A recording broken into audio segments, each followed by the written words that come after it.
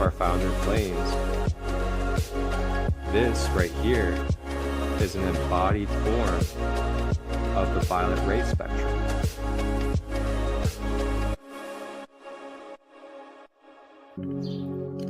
Tap in and tune in Tuesdays, Wednesdays, and Thursdays, 10 a.m. to 11 a.m. Eastern. Live on YouTube, Facebook, and Instagram. Grand Rising with ChristoLight, your sacred space for discovering the Ascended Masters in crystal healing. Ashe.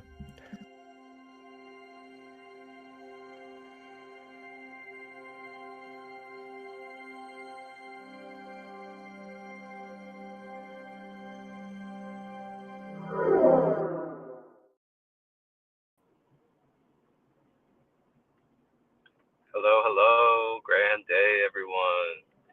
Coming to you live in the vehicle on the move for the first time ever.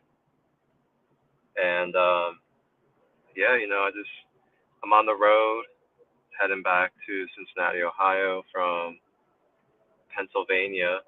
And I was like,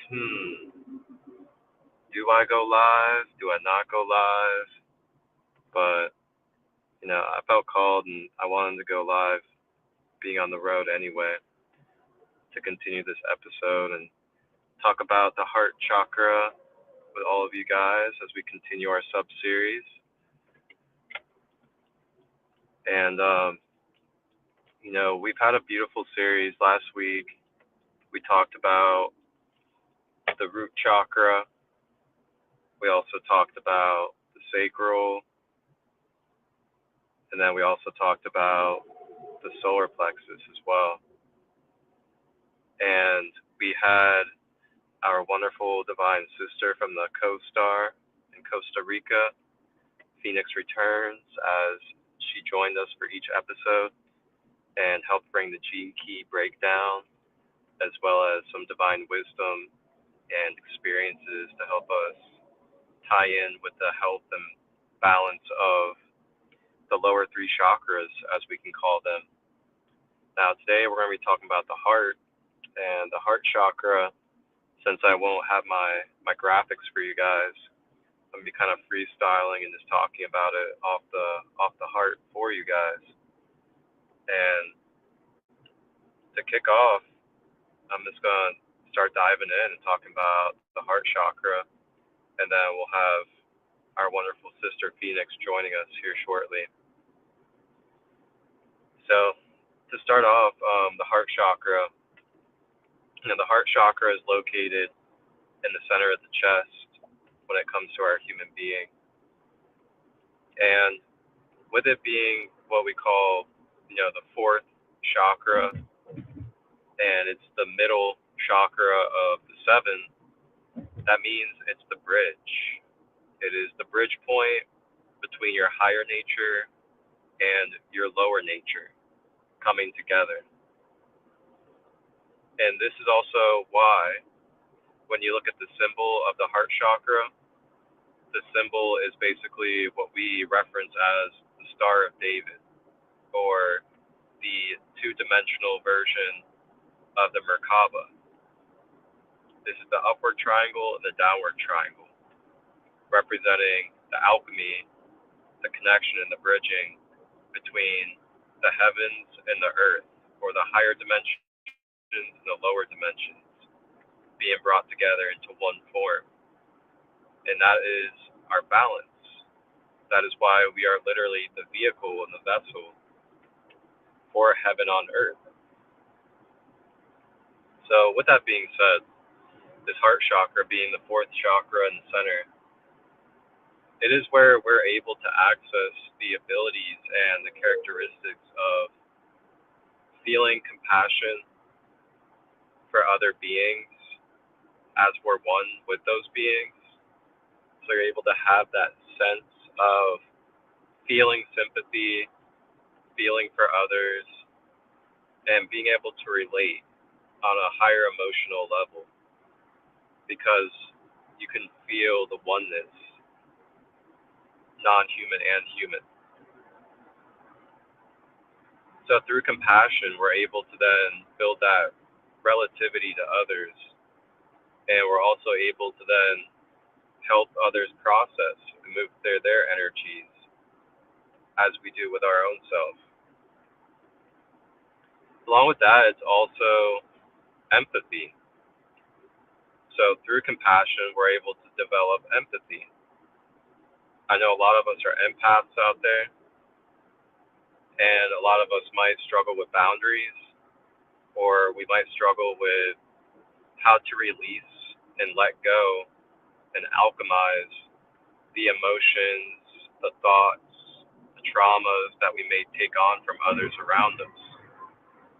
Now, the key to being an empath, as I'm very, very much sensitive, very much an empath, is to make sure that you're using your tools to alchemize and release and transmute the energies that you take on from others. So, if you're doing a Reiki session, or, you sit down and help someone move through grief, or you help them through very, very thick, stuck patterns, or maybe entity removal, one of the things that you learn, if you're ethical, is that we have to make sure we're doing spiritual hygiene. And what does spiritual hygiene look like?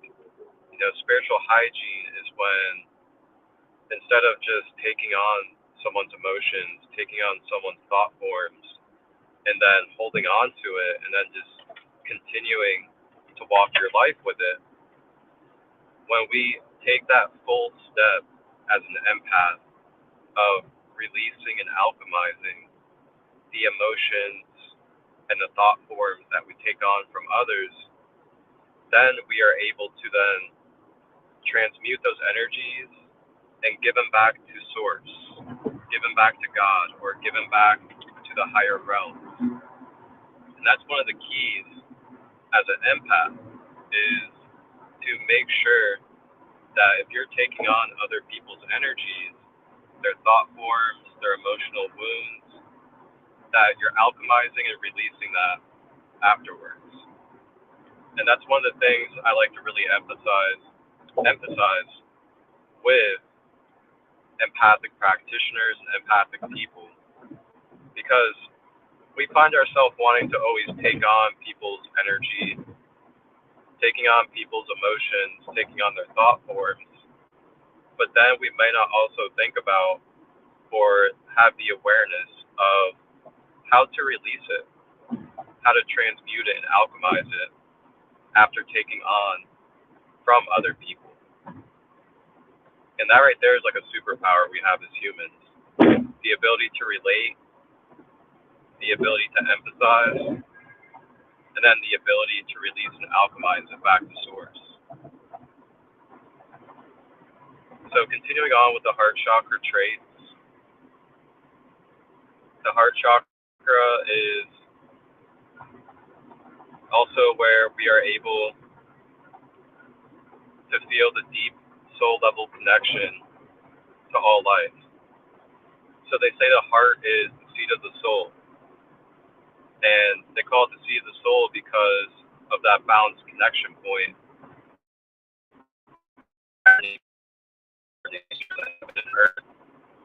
being locked in at that heart chakra. So that when you actually go inward and go deep into your heart center, you can access all beings of the universe within the heart center. This is why we have quotes and cliches like, if you want to find me, you'll find me in the heart. Or if you want to connect with, loved ones, and you want to connect with people that you can't physically connect with, to go through the heart, to find them in your heart chakra, because they're right there in the center.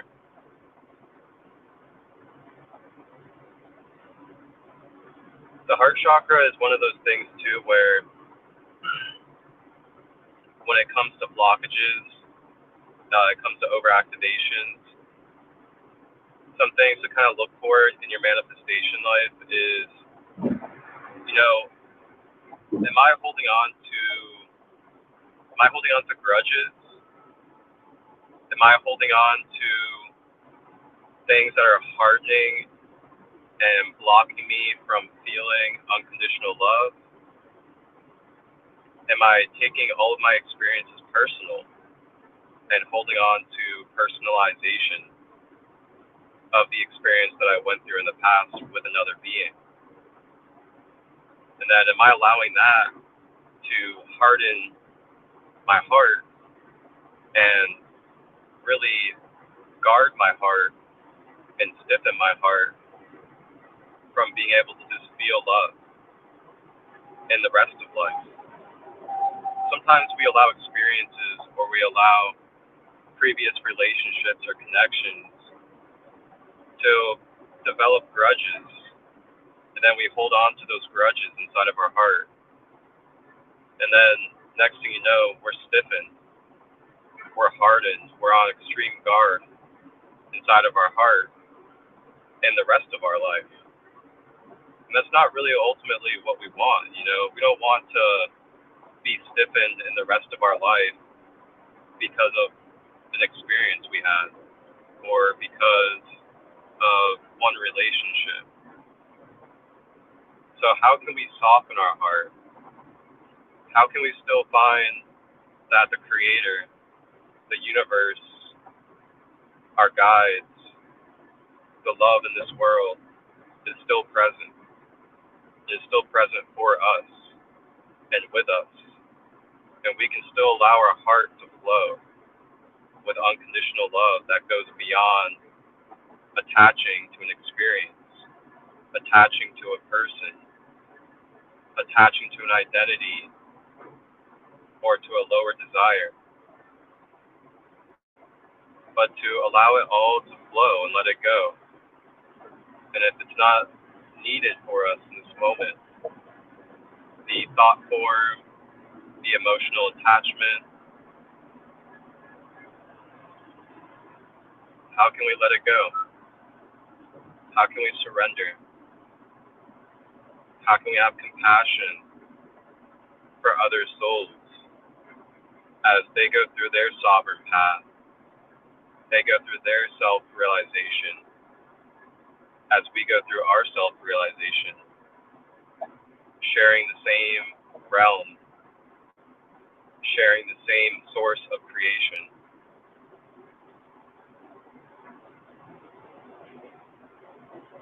So other blockages, overactivations for the heart chakra,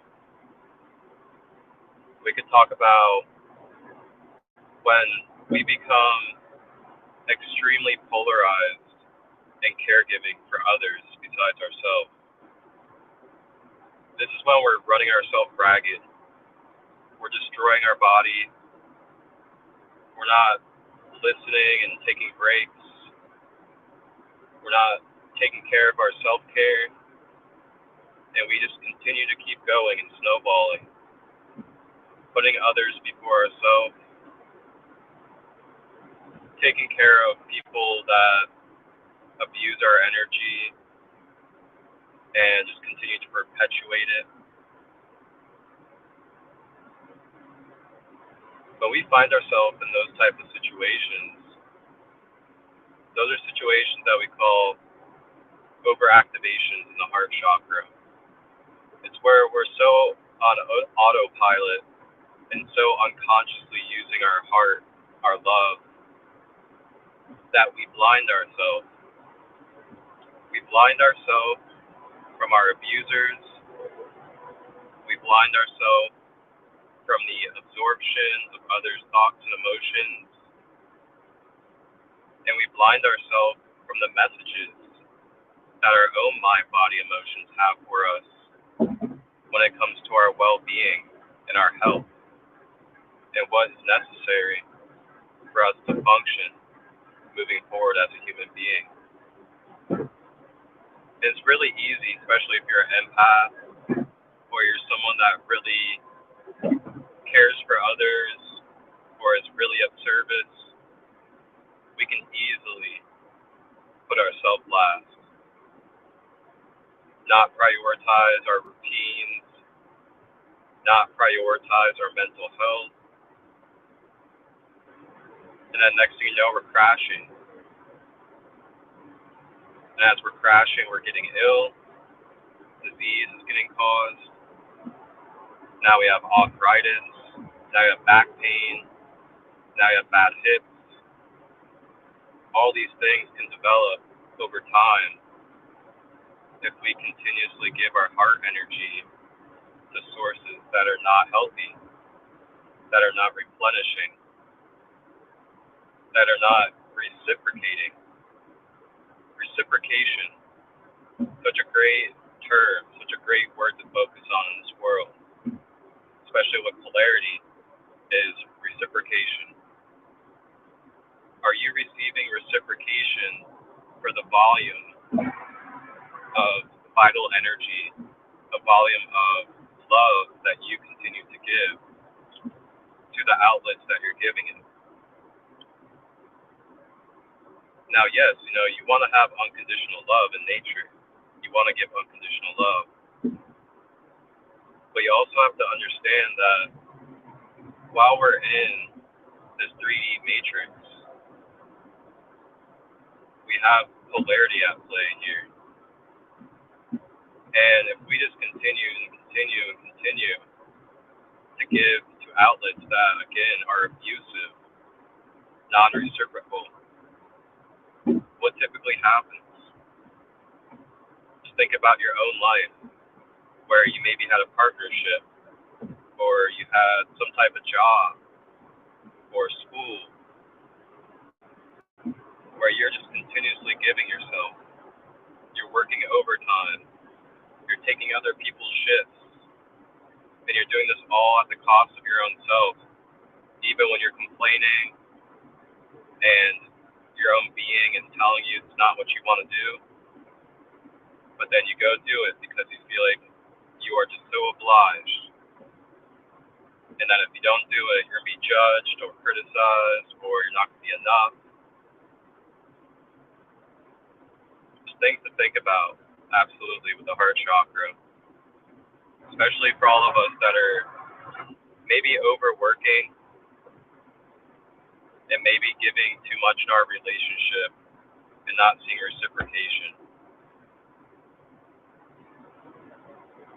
So I now want to move into some positivity of balance, talk about some crystals for you guys, and then some foods and herbs, and then I'll name a couple of practices, and then we'll have our wonderful sister Phinix join us. So some crystals you guys can use for the heart chakra. And this has been great, just freestyling off the head on the card. The crystals are going to be basically like green and pink crystal stones.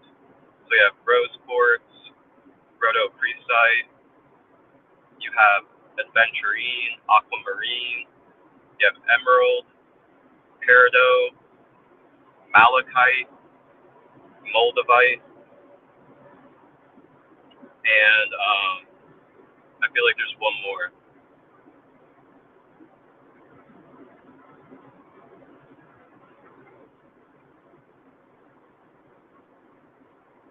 Let's go with amazonite. So amazonite as well is a great one. It's like a higher heart and a regular heart chakra. So yeah, those are some crystals you guys can connect with. Aquamarine, amazonite, emerald, malachite, rose quartz, rhodochrosite. And then some foods and herbs you can use for the heart chakra. You're going to have your leafy greens, spinach, cauliflower, as well as zucchini. And then you have things like mint, thyme, parsley, cacao. Cacao is definitely such a beautiful heart-opening medicine. And yeah, I'll leave that for you guys there. Then a couple of practices. You can do heart chakra-centered yoga poses. You can do breathwork practices. You can meditate to the heart chakra frequency. And then you can also do things like journaling out things that have been weighing on your heart, journaling out grudges that you're holding on to. And then while you're journaling out the grudge, you can also journal out with it a way that you can have compassion to help release and let go of that grudge. And that can be like zooming out, seeing things from a bigger perspective. Like instead of seeing something as, only the negative interaction, you can kind of zoom out and be like, oh, okay. Well, even though this happened and it happened this way, one thing I do know is that this person was heavily intoxicated on alcohol and they were struggling with addiction. And the addiction was manipulating him into distortion. So, when we do that, it's not that we're saying like, oh, I'm just bypassing this guy was an alcoholic and his behavior is acceptable. It's more so for a bigger vision. It's for a more bigger picture. So we can zoom out of what we're attached to. And then through that zoom out, we can be like, okay, yes, I know this happened. This person was really, really dealing with distortion because of the alcohol. I can let go of this experience. It doesn't mean I have to go talk to them. It doesn't mean I need to go hang out with them or I need to go spend time with them. But I can sit in my own space energetically and mentally and still process and let go and release this experience, this energy, this thought form, so that I can be lighter in my frequency. And then they can potentially be lighter in their frequency because we don't have this density cord attaching us to our dense memories. And that's kind of like forgiveness work in a way, if you want to call it forgiveness, where you're able to just soften and let go of the attachments from the experiences that took place so that two souls can continue on and not carry the karmic cord. And that's why it's also nice to do cord clearing or cord cutting ceremonies. So you can just let go of that energetic experience, that density that's connected, and continue forward energetically.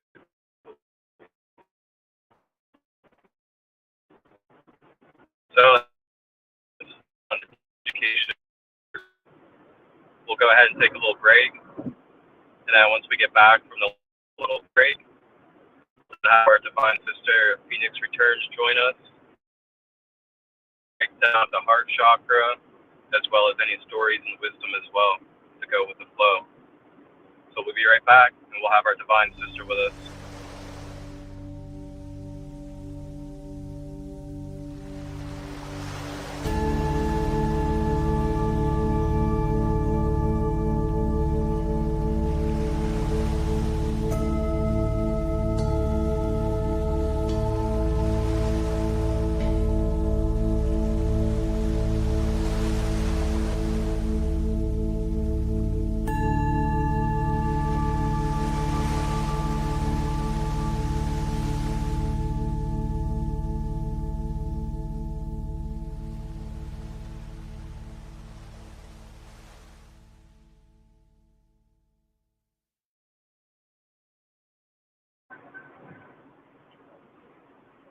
Hello, sister. How are you?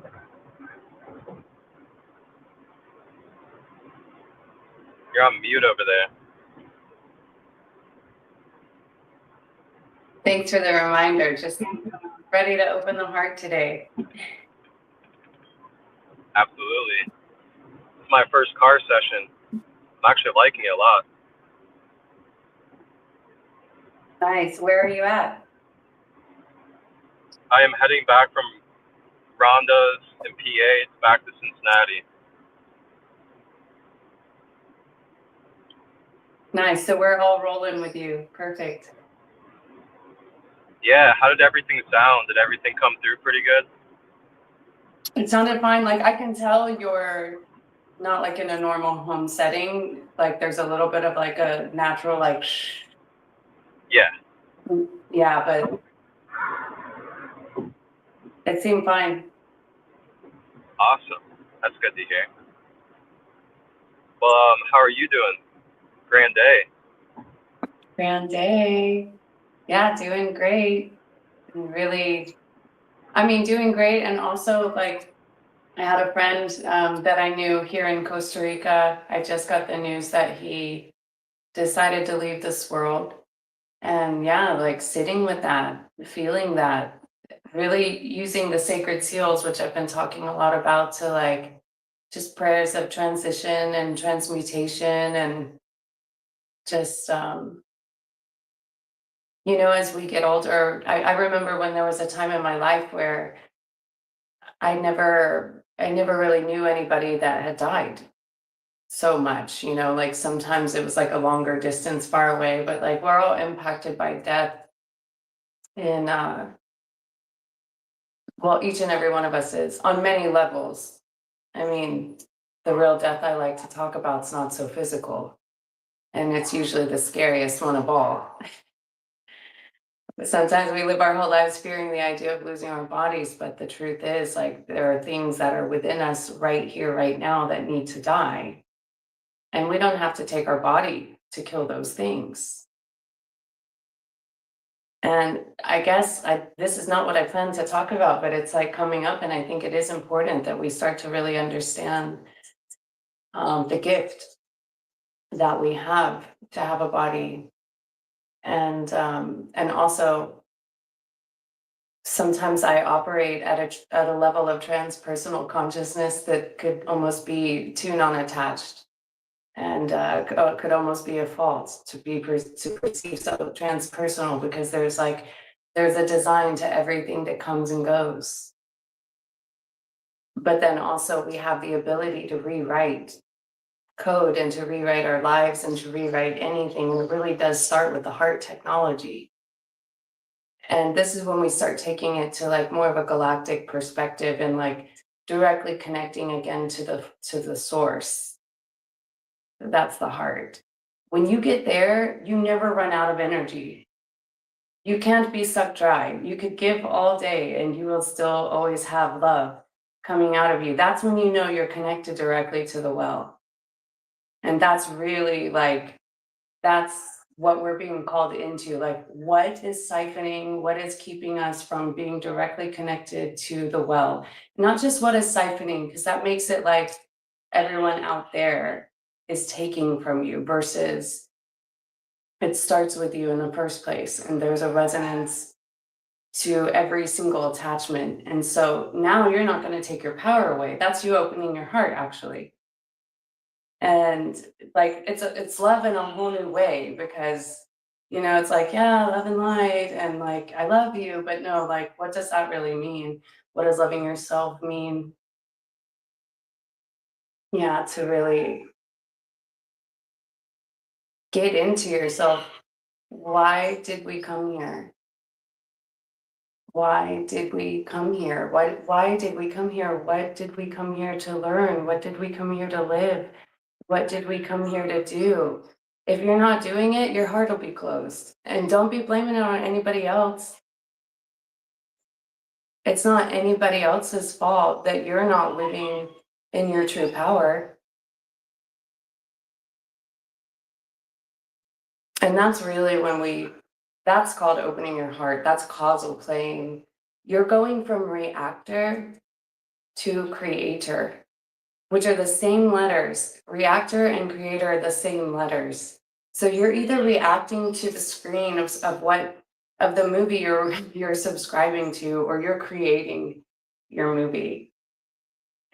In the blink of an eye, we can change our perception like that, to go from the reactor of something to the creator of something. It's just a switch of the letters, and it all starts with the heart technology, with the heart chakra, which is redefining what love actually means, because there are like, just like there are ideas of what the masculine and the feminine are, and it's all just, you know, a bunch of, could it be right, could it be wrong, I don't know, but it's same with love.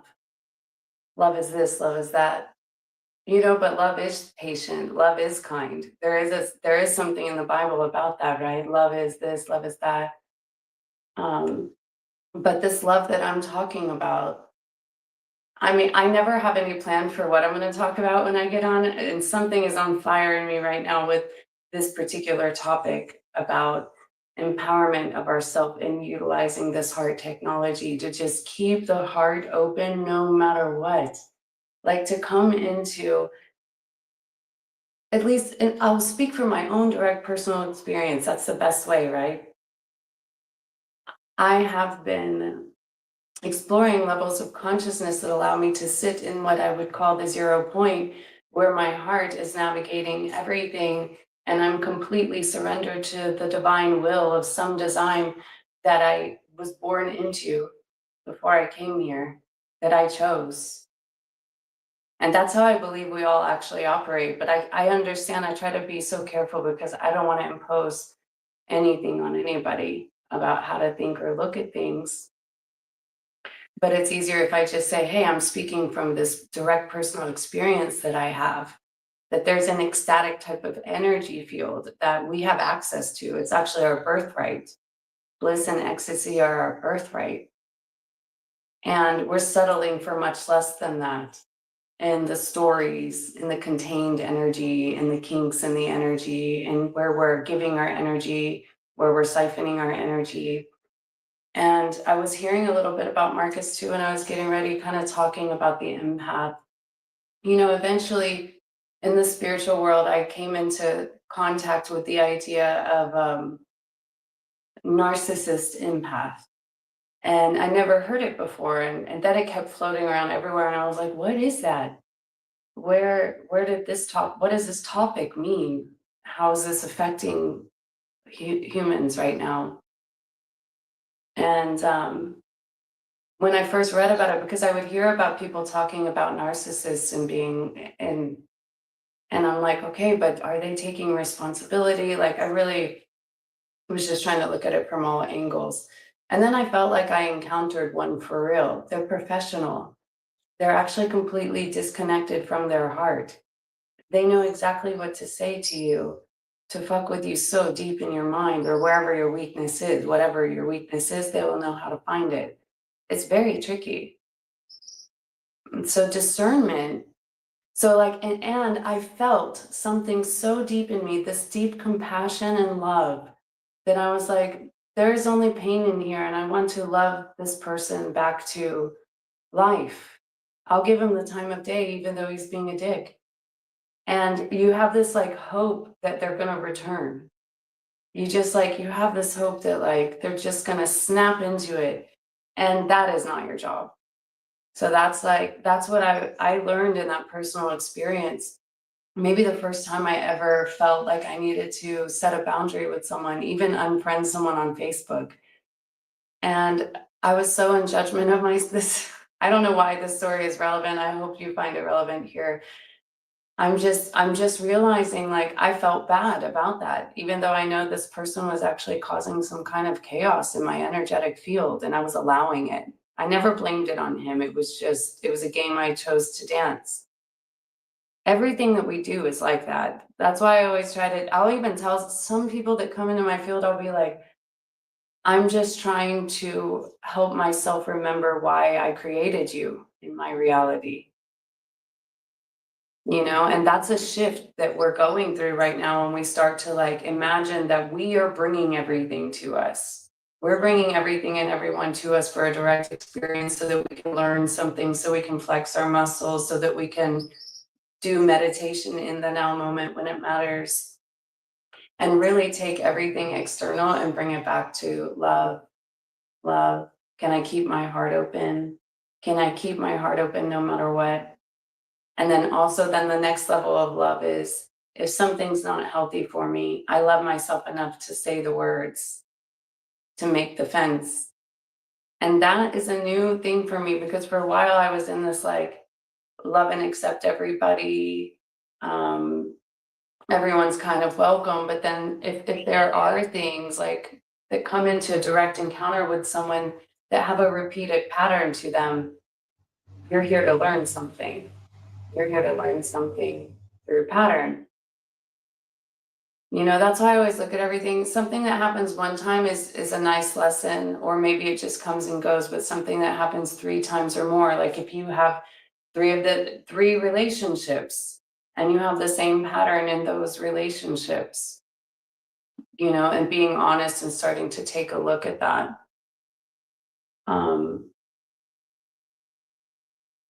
So anyways, this shirt that I have that's green, hola, buenos dias, peace and gratitude. This is my green shirt for today. This actually comes from an indigenous tribe down in the Caribbean side. My homegirl Meg, she sells bread down there. She makes sourdough masa madre bread and goes to the beach and has a little feria with a few other stands there, and everybody just plays music and buys, you know, whatever they sell over there. And a lot of visitors come through because it's down in Pavones Beach. Yeah, so not the Caribbean, actually. Not the Caribbean, the opposite side. I call the Caribbean Lemuria, and then the Pacific side is Atlantis, and Costa Rica is kind of like the kissing point of Lemuria and Atlantis, the heart actually, and of the north and the south. So it's like north, south, east, west, but the east and the west. Oh, and I always say this, if I ever serve anyone hape, I always go north, south, east, west, open the heart in the center of the chest. And that's part of my prayer and ceremony when I do serve hape to anybody. I don't know if everyone's tried it before. I've been taking a break from it. The first time I was introduced to this medicine, to talk about heart opening, medicines are here for that. Sometimes we need to break open our heart. And I think responsible use of medicines can help you clear your mind and open your heart when used with intention. Anyway, so the first time I took hape, I immediately, tears were rolling out of my face, and I had my hand on my heart like a drum.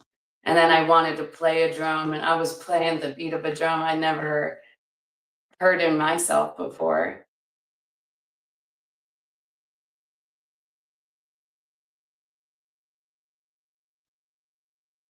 Yeah. So I enjoy serving that medicine to people sometimes because it just, sometimes you need to snap back into it, snap back into your body, you know, snap back into your original sense of consciousness, wake up from the dream, step out of the demon games. Oh, I said that.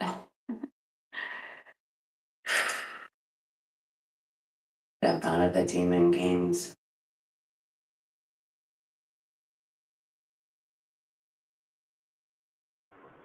I'd like to reflect on something as well with all this conversation, and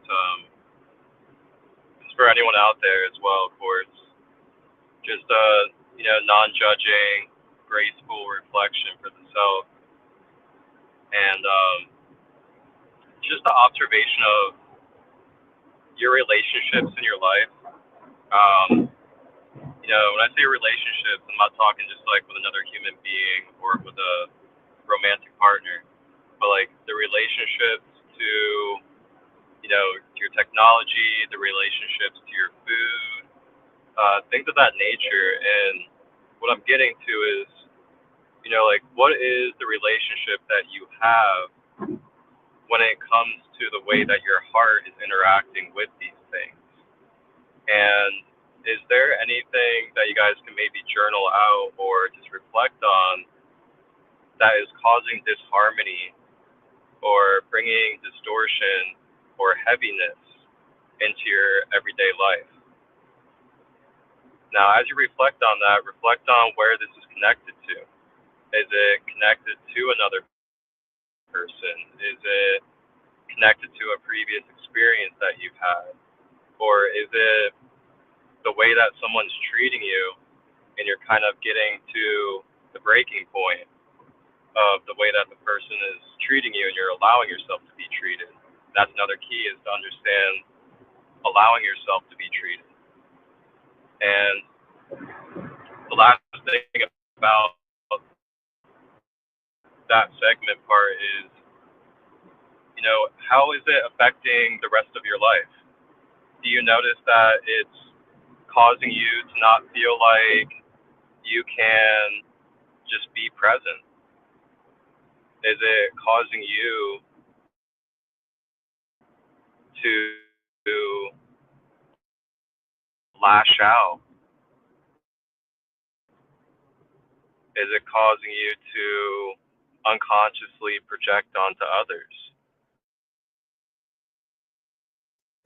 because you're not handling the other thing that you may need to handle in your life? I don't mean to throw my mother out there like this, but this is my valid experience as a teenage boy. As a teenage boy, I had my parents divorce as a teenager, and my father never abused my mother, but the relationships that my mother had after my father, these men that were not my father did abuse my mother in every way. And it's just an example of, where we place our heart can not only affect ourselves, can affect those around us as well. And, being a child that went through that experience with my mother, it took a lot of time to really alchemize all that and heal growing into my adulthood and experiencing my mother or my father abusing her. The reason why I bring this up though is because, as I was saying, we don't just affect our own selves. We affect our direct connections. If you want to go even deeper, we affect our collective and ancestral connections as well. But my point is that in this present life and being present in life, it doesn't hurt to be mindful of where you continue to place your heart. To maybe think about how it's affecting not just yourself, but those around you and those that are most close to you, including your children. Are you really being a good example by continuing to perpetuate your friends with their hard drug use? Are you really helping by continuing to have no boundaries around abusive connections? So yeah, I just felt called to share that just as a nice reflection and just relative experience as well of, where this could really take us if we are not really conscious of where we're giving our heart and giving our love. And I know it's hard in this 3D world where we just want everything to be butterflies and rainbows. But I'm also grateful for it all, of course. But one thing I always think about is we can go through things, we can be grateful, but doesn't mean that we can want it to happen again. We can be okay with shutting the door and continuing forward from that type of experience happening again. And that's why we also share our wisdom, so that potentially others don't have to follow this type of things as well. So yeah, that's what I got. And what I was thinking, a lot of us have had children or are around children in some way, and that's the perfect way to practice returning to opening your heart again, because every child is your inner child. And especially for a parent, you actually had children to heal your inner child. So it's deep like that. So now you start to look your child in the eyes and meet their needs and give them what they need and what they're asking for, and really feel them in the heart like you didn't get. Because nobody got that, because there were no parents. I mean, TVs and VCRs and jobs and everything was coming out. Like, no one got that. So we are the new generations that are here. You heal your own heart by loving your own child. You connect with them and give them exactly what you'd never got that they needed. You become the presence, you become the direct connection, and you never see your child as less than you. You're not just their authority. That's not how this world actually works. And now you start to see your child as you, as an equal, as the improved version of yourself, but not in that weird way when you try to make them play sports like you did. Not like that. Not using them to live, because there's a lot of parental manipulation with children, unfortunately, too, which is, I didn't live through that. Very grateful for my mother and my father. But we all chose our families more than we understand, and that is the deepest healing that we came here to remember. We're in Gene Key 59, in the Gene Keys right now, which is, it's about doing the genetic laundry, and it's about activating that dragon energy and healing your own wounds with dishonesty, and getting intimate within yourself about what you're still holding on to, what you're still, and how is it always going to be about an opportunity to open your heart, to soften more, to love. Giving is a great way. It's like giving is one way that keeps your heart open.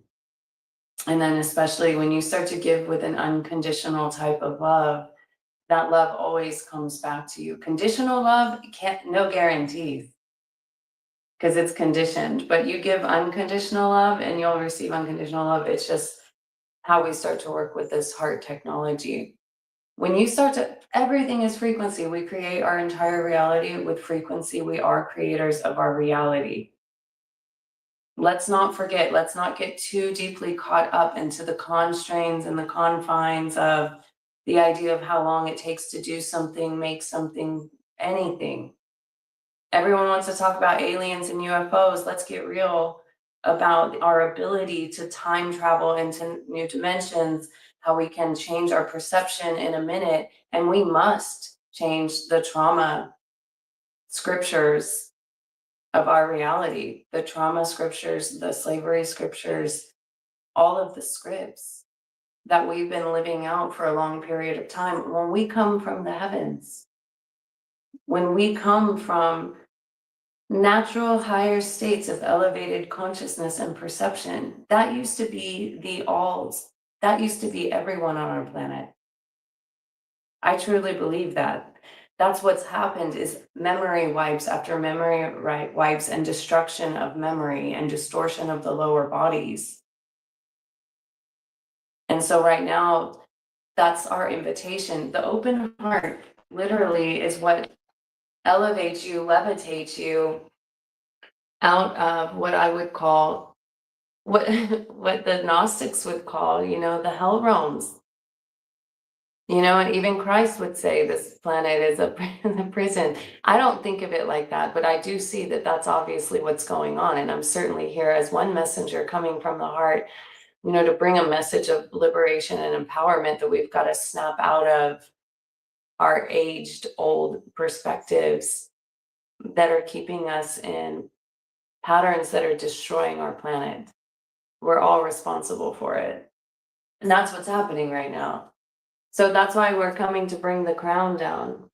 But the crown can't come down because we can know all the stuff down here, but then we're living here, and our heart is the rainbow bridge. It's the gateway for bringing this royal consciousness down into the form. But of course, we have to heal the physical body from 0 to 7 years old, which is in your gene keys, that's called your SQ, your spiritual quotient. It's actually about opening your heart for the first time since childhood. It kind of talks about like how every single person within their first 7 years, something happened in their life that closed their heart and kept it from opening fully again. It could be as simple as someone telling you not to sing or something like that. But of course, unfortunately, what I've learned is that many people have had extremely traumatic experiences in their 0 to 7 for 7 years of physical form. Some we might not even recall, but it's still keeping the constriction around the heart. So that's where gene keys can be very helpful for people that are really called to start diving into shadow work and emotional work and things like that, and really input new data within yourself to inspire you to rewrite your code.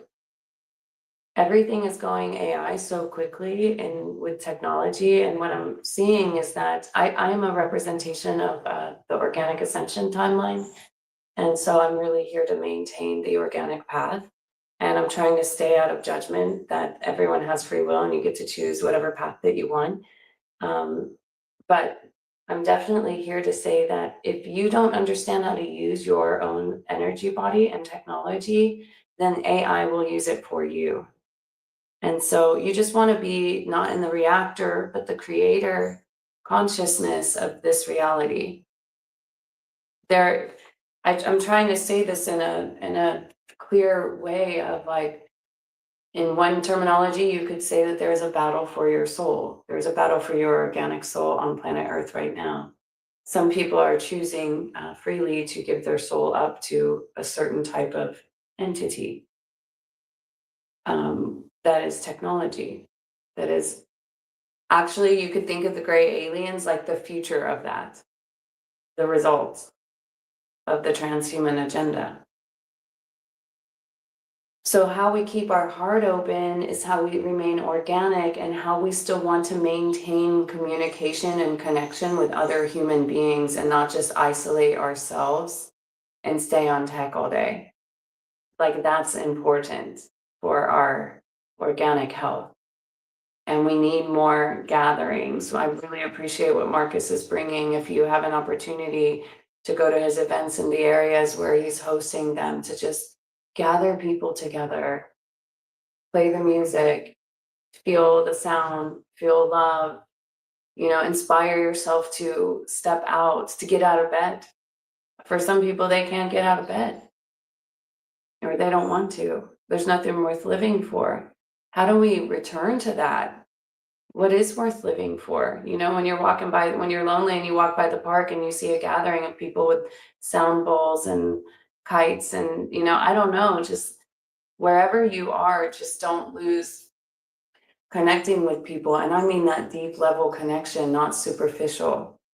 And all of that is how you heal your lower, all of the things. It's always about connection. And so this is when you're operating in this heart space, which is also called your causal plane, you got your wings out. This is the wings. And you're levitating, you're floating. You're not pulled down into drama. You're not pulled down into density. You're not pulled down into gravity. You're not pulled down in emotional patterns and reactions. That's the future of this race. To understand that, albeit there has been a time to understand honoring emotions and feeling them to healing them, not denying any of that, not bypassing any of that. There are other possibilities or other probabilities when we start to talk about quantum fields, quantum and energy and implants. And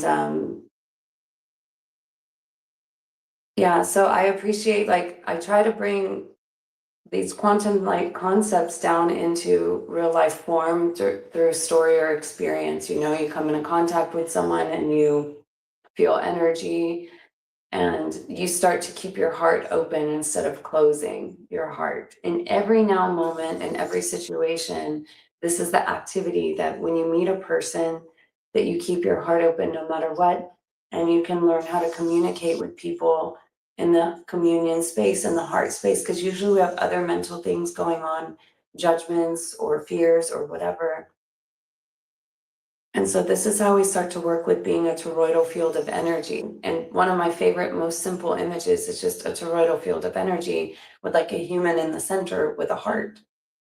And it shows literally just that radiation coming out of the heart. It seems so simple.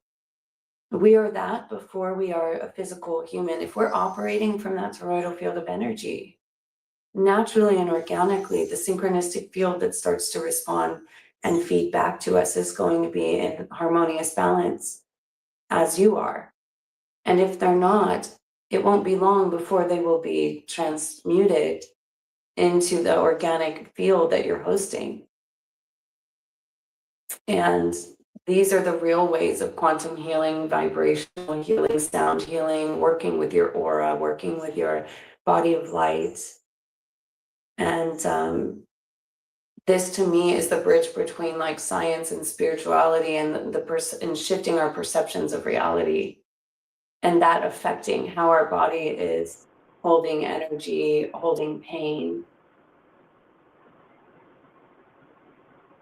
It's actually funny you say that because when you study not just like the chakra system, but when you study the ray of light system, um, like the material rays of the material world, when you study the fourth ray, or no, it's the third ray, I believe. I have to remember. It's either the fourth or the fifth, but I think it's the fifth ray. So the green ray is the fifth ray when it comes to the divine rays of light. And the green ray is associated with what you just said, literally. It's associated with science and healing.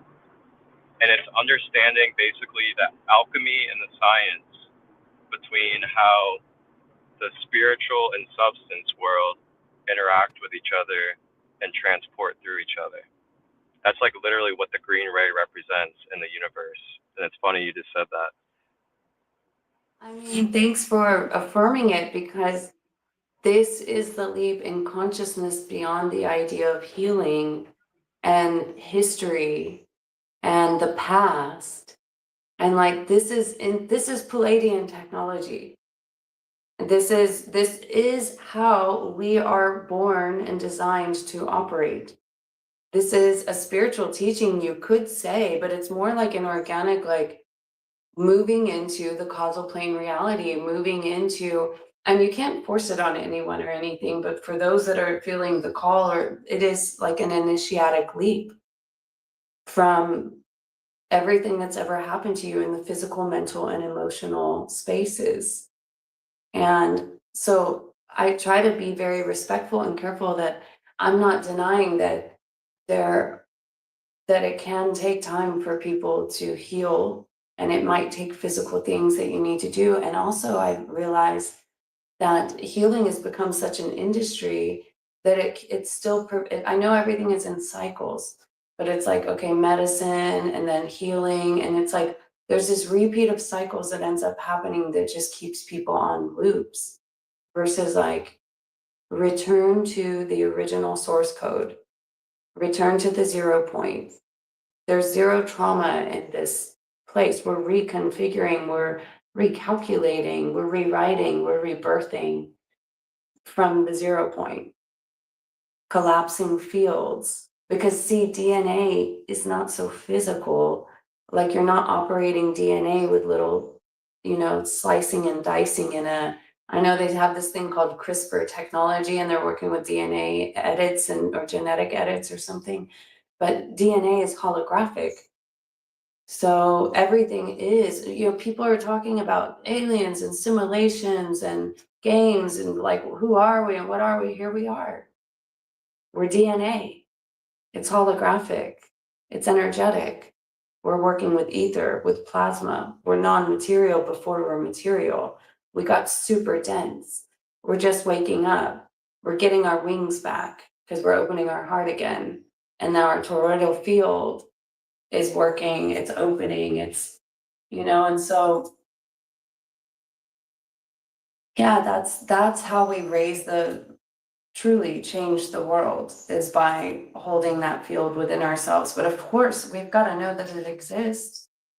And so, I was initiated through a near-death experience, and then And then I worked with a heart opening psychedelic. I never thought I would try a psychedelic in my life. I got here to Costa Rica and all these people are like, have you tried this and that? There was like, in the first weeks, ayahuasca, mushrooms, MDMA. I didn't know what MDMA was. And I just remember thinking, we've got to get out of here. These people are on drugs. And then, I was initiated through a direct experience of MDMA. And it's true, my heart opened in a new way. And I'm recognizing that I have a hesitance to talk about it because there's judgment around it being a drug. And sugar is a drug, and technology is a drug, and pornography is a drug. Everything's a fucking drug. Brownies, ice cream, milk, whatever, cheese. It's all drugs. It's, so here we are. Never thought I'd do anything like that. And then all of a sudden I'm perceiving, I have some level of breakthrough of my perception of what's happening on our planet. Something that for some reason in my old world, I could not perceive that dimension. And so I always try to be careful to say, I'm not saying that anyone should or needs to take medicines, but I'm also saying what isn't a drug, and if things are done in the right, responsible spaces. Wow. So I'm just sharing my own personal experience here. I went from thinking that the world was just about me and my life and my family to realizing that the whole world is the world, and every child is my child, and every mother is my mother, and every father is my father, and every land is the land I come from. And I dance like I never danced before also. But it was really just the shift in like love for everyone and everything. And I'm smart enough to know that I was like, oh my God, this little pinch of stardust put me in a state that I didn't know existed within myself. Surely this state exists for free. This state exists within me all day, every day. How did I not know that, and the many mansions, right? Yeah, I smelled your burning. Oh, no. I didn't know what that was. Eduardo and River just got back. He was baking rice and it burned super strong. So I was trying to realize what was going on while I was on this call with you, just burning stuff over here. The rice is ready.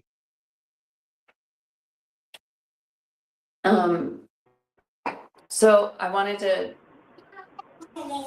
what I've been doing in these gatherings with Marcus when he was bringing through the chakra system, because I also talk about like how we're moving beyond the idea of needing a chakra system.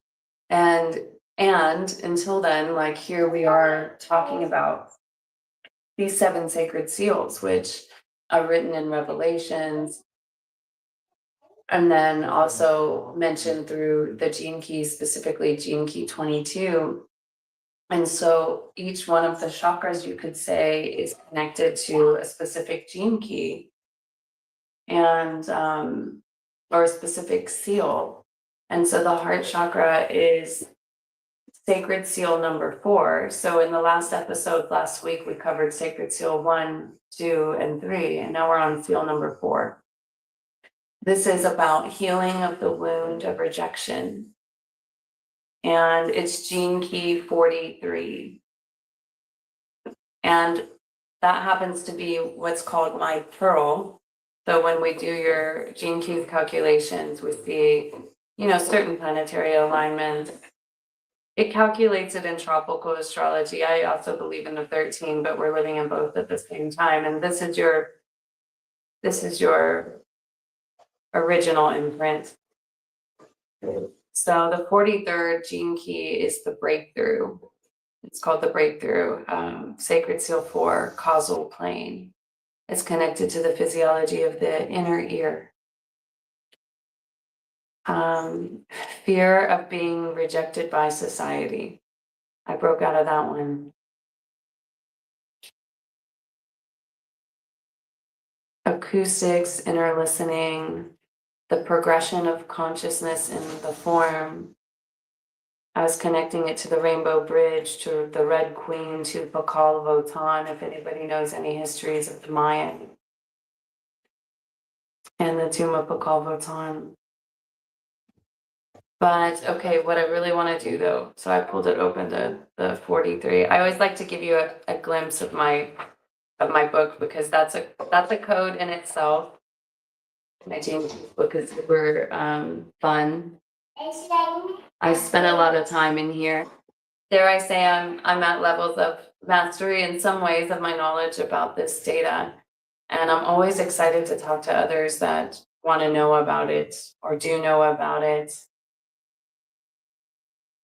I've been more in the inner cave, but coming out to share a little more, because I remember when I first found the Gene Keys, it wasn't so, it was just kind of like swimming around. But now I see that people are really starting to dive into it. And a lot of people are introduced to the Gene Keys, but then maybe they touch it for a minute and they leave it. And then you meet them the second time around when it's time for them to get back in there and dive in, like they weren't ready for the initiation yet or something. Because it is very initiatic. Really, it's your destiny. You know, it's an initiatic book of life for empowering you through the biological apocalypse. That's what I like to call it. I'm opening it up to Gene Key 22. I have this is money from Canada. It's in my book. And it's weird. It has like a robot and an astronaut on it.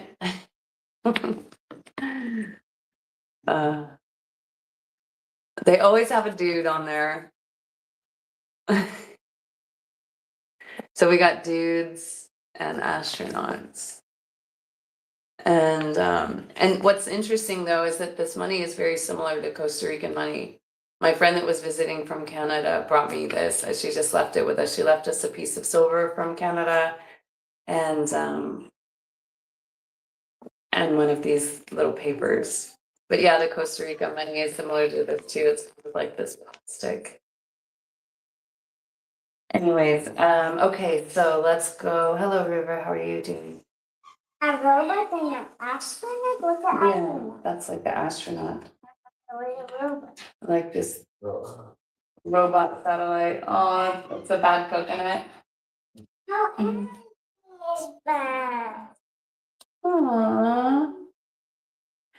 Okay, so I'm going to read you something first before I read the seal. I want to read you from Gene Key 22, the causal body, sometimes dubbed the soul. See, that's why I'm talking about being directly connected to source. You could also say directly connected to soul. You know, so the causal body, sometimes dubbed the soul, the causal body directly corresponds to the physical body, but at a higher level. It stores the collected goodwill of the human soul as a memory signature written in light. This finely tuned vehicle forms the storage hub for all the high frequency thoughts, words, and deeds that we have initiated during our many journeys in incarnation. After death, the lower three bodies disintegrate, and only that which is refined and pure is drawn up and retained in the causal body. The causal body responds to the higher visions and archetypes that lie beyond language, but that can still be conveyed through direct transmission to the lower three planes. As your causal body develops more lucidity, the higher bodies can use it as a means of directing higher and higher frequencies to the lower three bodies.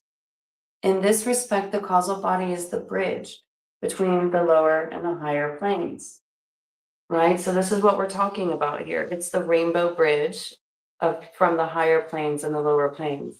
Now, when you understand you have access to this through your open heart, it's like your original soul source. When we keep our heart open, this energy comes down and purifies all of that. It's like the real baptism.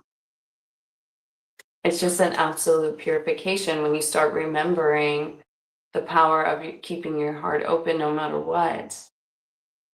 And there's just so many silly little things that we can allow that can influence us in closing our heart. And so you could try to justify a million things on a mental level, but the truth is everything is energy. So if you're feeling poison in your body at all about anything or anyone, that's on you.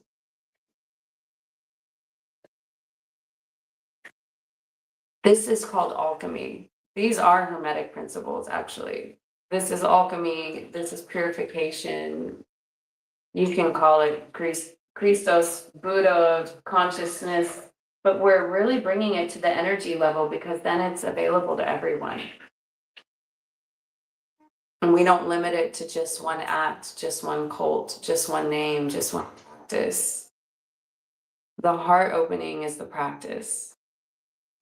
And so that's been my role, is love and compassion and keeping my heart open for any and everyone, really seeing everyone as me. I see everyone as me. So if I love myself, I love all others. I'm not sending poisonous thoughts to anyone. It just wouldn't be worth it, if you know what I mean. This is when you start thinking in energy versus money, because energy is the real currency. Then you start to ask, is it worth it to me on an energetic level?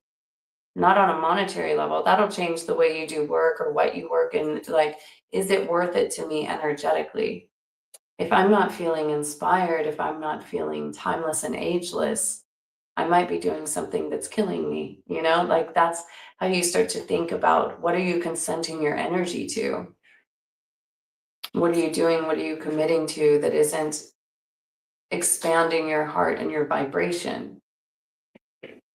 And so this is how we start to talk more in energy versus manifesting something. Because when I am surrendered to thy will, you know, when I become, Lord, prepare me to be the sanctuary, when I am a hollowed out vessel for divine will to come through, that's how I live my life. I just allow it to flow.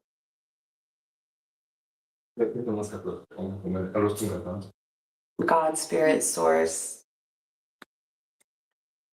infinite awareness, oneness, unity with all things, Sophia. I was talking to someone the other day and he was saying he works a lot with AI and talks with it and it helps him and everything. And then we were talking about things back and forth, and it's like I told him, he said he's learned a lot by talking to this AI. And I was like, someone told me one time I sound like AI. I was like, I mean, to me, Facebook and all of these things are AI too, but my point, I guess, is about not losing your energy, not giving your energy away to anything that isn't replenishing. Reciprocation was one of the words that Marcus brought up too. When you start thinking in everything that you do, though, is it worth it to me? And that means by an energy level. It means you're not obligated to go to a gathering that you didn't want to go to because you felt like you had to make somebody happy.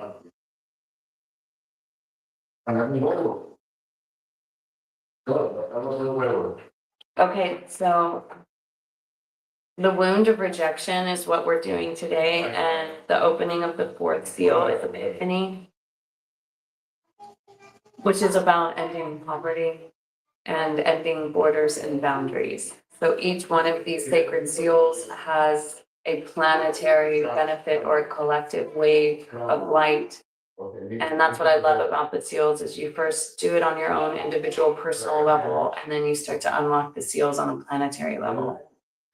So that's what I say for everyone that's on this call or that finds us at some point, is to just put your hands over your heart and breathe in with the intention of opening up that fourth seal on your heart chakra.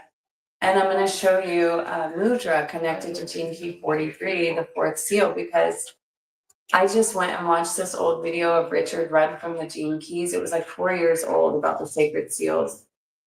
And I wanted to like refresh my memory because I kind of flew away with it so quickly, and get back to the basics. And so anyways, it was really cool to watch this video. And then he ended up going over the fourth seal, and each gene key has a particular mudra that's aligned with it. And so he was showing me the gene key 43, the causal plane seal, the breakthrough. And so basically what you do is you take your fingers and kind of make like a knot, right? And then you take your hands and you do like this. And then ultimately this is the mudra. And so this is the mudra breakthrough. And so you can actually work with the power of mudra and mantra, with moving and activating energies. And so the intent today, as I had a breakthrough yesterday, watching the video, is to bring that breakthrough to us, bring the breakthrough to our hearts, to our causal planes, to heal the wound of rejection, any that we may carry, anywhere we have been rejected and anywhere that we have rejected anyone. And so I always say the mycelium network rejects no one. Like if you understand how the mycelium network works under the ground and how it all kind of connects together, it's not picky. It understands it's one with everything. It's that deep. It's a deep totality. That doesn't mean I don't have things that are not absolutely not acceptable in the scheme of the whole. But now I understand we're one with all things, and that starts to like open up a deeper levitation. So, okay, the opening of the fourth seal of Epiphany. The fourth seal is opened by the 43rd city of Epiphany, symbolized by the descent of the dove of peace. Epiphany heals the wound of rejection, the wound that keeps human beings from opening their hearts fully to one another. Epiphany is actually a shattering experience in which the higher three bodies, symbolized by the gifts of the three magi of the Christian Epiphany, the three higher bodies explode through into the lower bodies, opening the heart from the inside. As this seal is opened, the many barriers that humans have erected will begin to fall away. Our countries, borders, armies, and all aspects that attempt to protect and defend us from each other. On an individual level, the fourth seal opens the potential for you to lead a truly romantic life where you need hide nothing from anyone, and in which you wear your heart openly on your sleeve. Once human beings overcome the fear of external rejection, they become pure agents of grace through their friendliness, openness, and honesty. On a collective level, this seal opens the heart center in humanity and manifests as kindness. This city will bring an end to world poverty. So that's the gift of Sacred Seal number 4. And that would also be anyone who has a core wound, line 4, if you know about the gene keys. If you don't, message me and we can do some work together. But this is what I wanted to show you when it says that the higher three bodies break through to the lower three bodies. And it's like spirit made flesh, divine descent, wash over me. Surrender from my will to thy will. Bring the crown down. And I wanted to do this simple prayer of transmutation because we've talked about a lot of different things. And so this is just about purification, transmutation, and cleaning karmic energies. So you hold, this is one of the prayers from the sacred seals. And it says, holding the palm on your belly, the prayer of transmutation. Angels and beings of the pure light, please help me to purify and transmute this dense, low frequency karmic energy into love, into light, into purity, into truth, into the divine spirit of divine tenderness.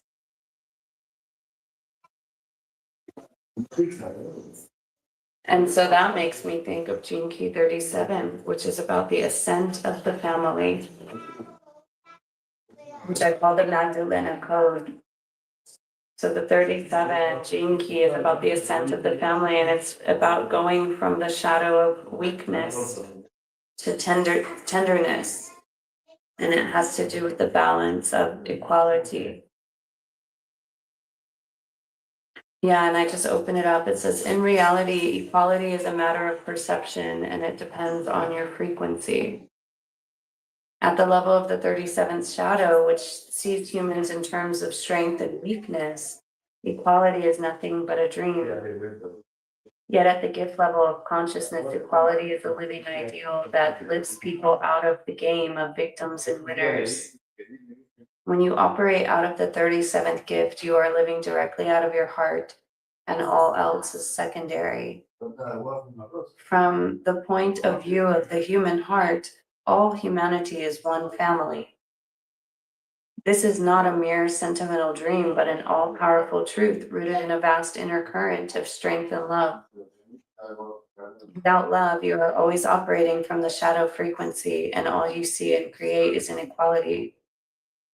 As the great mutation triggered by the 55th gene key sweeps through humanity, which the eclipse that's going on is hitting this 55. The 55 is in the earth and the moon with this solar eclipse, or lunar eclipse, sorry.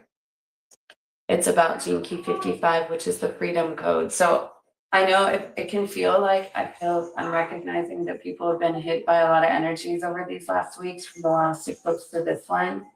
And we're riding the freedom wave right now. Everyone's been going down into the depths of victimization in our own ways. And we're being invited to ascend into the freedom realms, which is about transmutation, of course, and moving out of blaming and complaining. Really invited to rise into this causal plane frequency. That's why we're bringing this in right here, right now, before this eclipse, to really invite that heart opening activation that eclipses bring. And I'm not talking about worshiping the moon or anything like that, actually, because I don't believe in worshiping anything, actually. Nothing. But I do like to sit in the sun and receive the codes and sit in the causal plane of the birds and the trees and watch the water run through the river. And that's causal plane reality. Just so you know, that's one way that you can gauge, is that you're sitting in the presence, not just because someone told you so, but because you're holding a presence field of nature. And so likely you will learn more about nature, you will see nature, it will come to visit you more. It's actually always been there, but you might have never noticed. That's the next level that we're really being invited into, that brings the causal plane into practice. You could say it's meditation, right? But I never learned correctly through like the idea of meditation as a practice sitting quietly. I learned more by just being super present in nature wherever I was and feeling it. So if you're more of a like close your eyes and do mudras meditation person, that's totally fine. But a lot of times, and even when I work in ceremonial space with people, it's extremely interactive. We're spending time having communion with each other, with our open hearts, and having talks and we need to be practicing communing with nature and communing with humans to preserve organic intelligence. So, how's it going over there, Marcus? We just had a hawk fly over the car. Oh, beautiful. Yeah.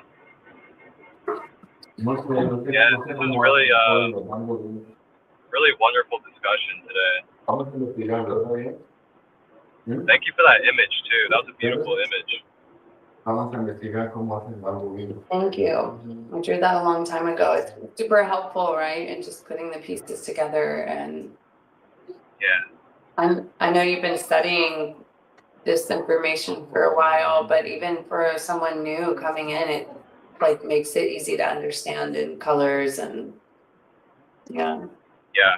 No doubt. I mean, the chakra system is actually what is one of the main things that helped me heal myself from my addictions.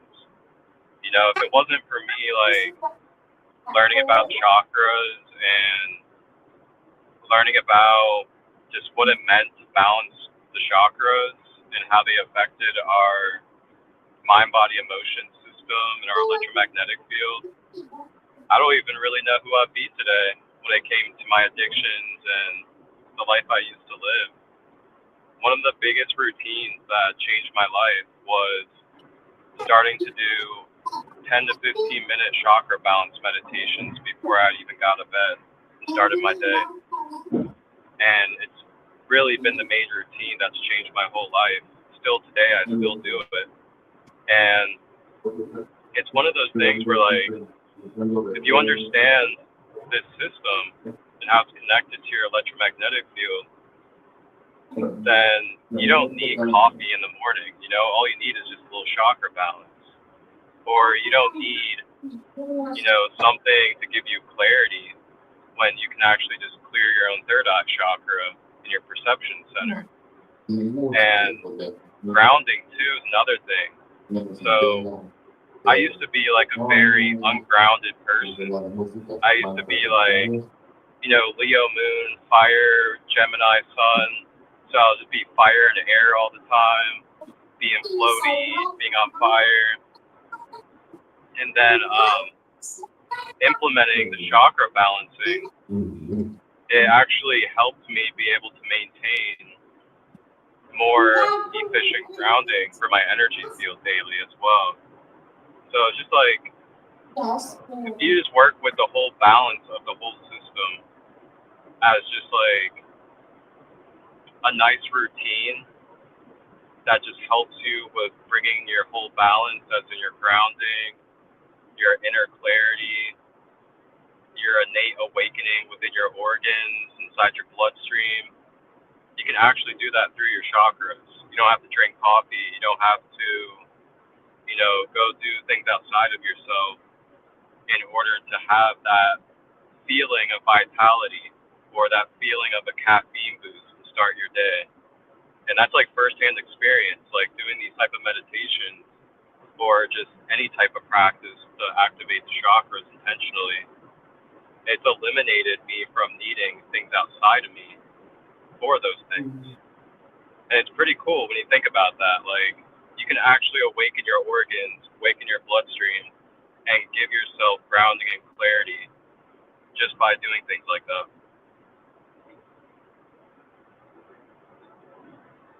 The keys to the Lambo. It's you are here, you are an instrument. And you need to learn how to finally tune yourself and to take care of yourself and to keep it up and to take care of it. Yes, indeed. Yeah, what Awareness a shift. Exactly.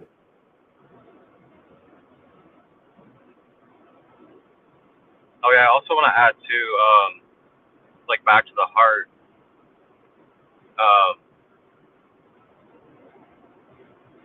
One thing about when you're so open to with your heart, and you're not basing it on the outside world, you're open because of your inner self.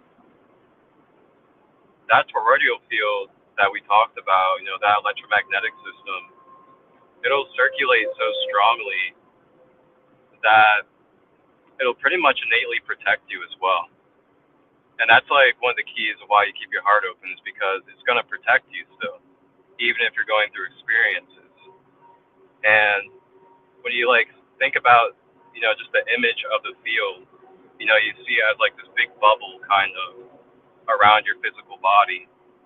You can think of that bubble as being so powerful when your heart is so radiant and so clear and so pure, that the power of that electromagnetic energy is gonna then, it's going to have an effect on its surroundings that it touches. And we kind of talked about this a little bit, but it brings, of course, multiple different avenues of experience. But some of the things that can happen is that your electromagnetic field can be so powerful that it can start to naturally uplift the environment around you. Just your presence alone, just being there, can start shifting the whole environmental field around you and start affecting the people around you as well. And this is definitely a fact, because I've lived with my heart open for a long time now. And of course, I've had my times where I've had it closed, but for the majority of my last few years, I've had a wide open heart, because I'm aware of the I am and what I'm connected to. And I don't identify and I don't attach to my experiences as much. And that's like one of the keys too, is like, are you basing the way you're using your heart because of the outside world? Like, are you allowing what everyone wants to say about Trump to be the reason why you're now being destructive while you're with your heart? Are you being hateful now because people want to be hateful? And those are things to really think about. I know a lot of us are affected by whatever's going on in politics and paying attention to it. But like, you really want to be that alchemist, we got to think about like, what are we allowing to influence the way that we use our heart? Are we choosing to step into hate because of narratives, because of what we're told, what we see? Or are we like maybe holding inside of our heart like, I wish the best, I wish better for this individual. I wish they could access their heart deeper. I wish them better. I wish them the best. I hope they can find their balance.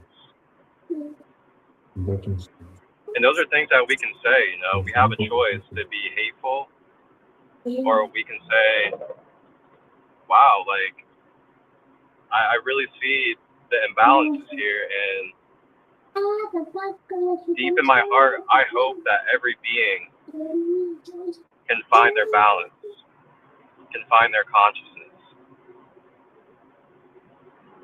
But a lot of times it's easier just to say that we hate someone, or we make fun of them, or we start like going on a troll rage and we start trolling, and then we literally start circulating our life around that. And then next thing you know, that's how we're using our heart.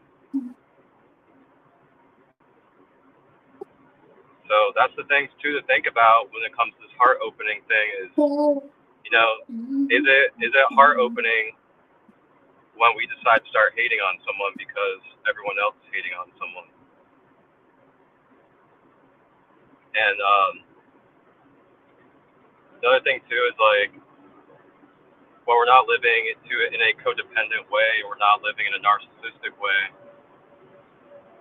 then we have that empowerment of our heart and the respect of ourselves. We can also know that it's okay to say no to things. It's okay to speak from your heart and say, this doesn't sit right with me, and I don't want to be a part of this. And that can be unconditional love as well. Because oftentimes, when we don't express those things and we don't take action because we feel like it doesn't align for us, then that's when we can start finding ourselves holding on to grudges. Now we can start suppressing ourselves, and then who knows from there. So just that reminder for everyone too, like, part of unconditional love and literally listening to your heart and listening to the love that's flowing through you. When something doesn't resonate for you, it's okay to say no. And it's okay to have boundaries.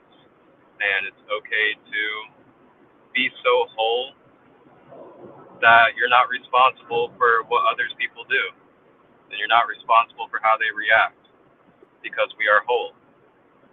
They are a free will being, I'm a free will being, and we can respect each other's lanes and let each other be in each other's lanes, and then let it be. And then we're so powerful that we can alchemize without them physically. You don't need to physically be around someone to alchemize as well. And that's kind of why I was bringing up, like, the journaling. One thing that I know we really love to do is, like, burn ceremonies, burning release, where we write down on paper what we're holding on to, and then we burn it in a sacred fire and release it ceremonially.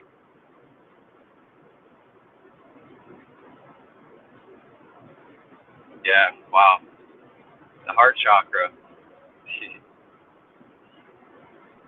A good thing to do on Thursday, and I was looking up 2222 on Thursday, is like the sweet spot of this eclipse energy, and that would be a great time. Gene Key 55 is the prophecy of the new time, and it's talking about emotions, and it's the shadow of victimization of the emotional state, blaming and complaining, moving into freedom. You could even be thinking, like, what are your emotional patterns and habits and behaviors, and where are you blaming or complaining? Like, really just like we're in Gene Key 55 eclipse energy and the tropical calculation, and it's like you could be burning all of that away. And really, this is how you start working with, because to me it's like I think of when an eclipse is happening, the song Total Eclipse of the Heart, you know it, right? And total eclipse of the heart. And so I always think of that when an eclipse is coming, that it's a total eclipse of the heart, like it's just filling with the sun. And yeah, it's a great time to just quantum leap and put on your wings and navigate this new time.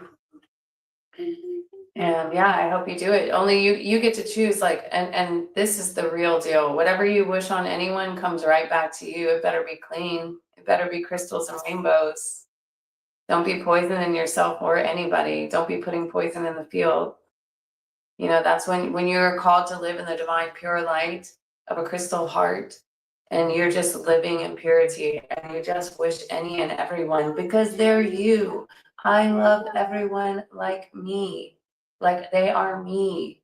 I love every single person like they are another version of myself. When we start to operate like that, is unity, actually.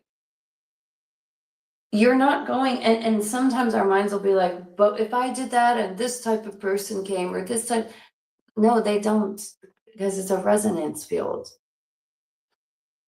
We're resonating in the love frequency. We bring loving relationships. We do the inner work and the outer work. It is so true, as within, so without, but do we live it? Do we believe it? And then that's really how we start to work with the true alchemy. Is like, if the inner is the outer and the outer is appearing to me like this, and it's not about everyone else needing to fix their shit, but it's about me going in and alchemizing in here. And that's the causal plane, is bringing you from fighting anything in the outside world to like facing your own shadows inside. It's real honest work. It's not always recognized. You don't get a pat on the back for it. It's beyond the self-image. It's beyond your solar plexus. And it really starts to invite, your reward is the level of resonance and frequency that starts to reward you. The beautiful reflections of yourself that start to come. That's the gift. That's how you know that you're cleaning it up inside. Sarah, hi Sarah, maintain the vibe. I've noticed my vibe is rising because of the type of people I've been attracting and the type of people I've shed. Yeah, thank you, Sarah. It's just like that. And that's how you affirm. Oh, River said, Sarah, hey. Sarah dyed her hair pink. I'll have to show you. No. Sarah Triceratops. Sarah Triceratops. She had a message for you, Sarah, and I couldn't interrupt. I had to let her go through it. So she said you're like Sarah the Triceratops in the land before time, which is the leader. And she's got that Oh my Trinity God. horn. I love that movie. The land before time. Yeah. Before time, before time. Time is the greatest crime against humanity. Yeah, Hyperborean times and stuff.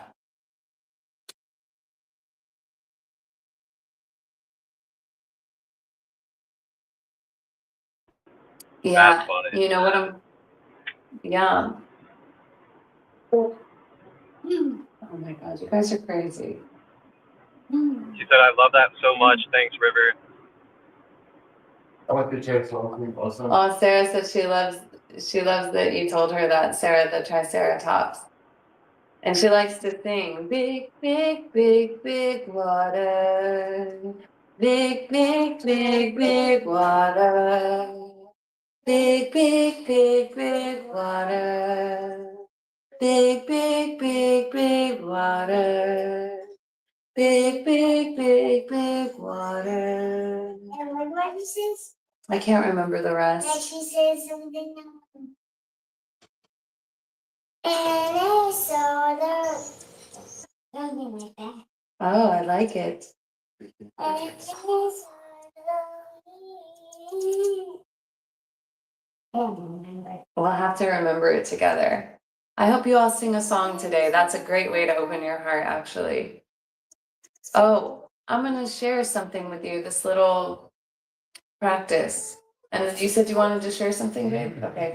Because we're about to, okay, so this is just something that I'm sharing with you about an activity to keep your heart open. So like sometimes we can get into an encounter or situation or something with another person. I don't really find myself in these situations too much these days, but in the past when I would, and how you know that there's a situation is that you feel energy in your body about something with someone. That's how you know. And so the idea here is that you start to identify all of the stories that you're playing in your head that are constantly activating this feeling or this sensation in your body. Every time you think of this person, you start having these feelings. We're revving up the engines over here. So, okay, so the whole idea is about recognizing when you're playing stories in your head.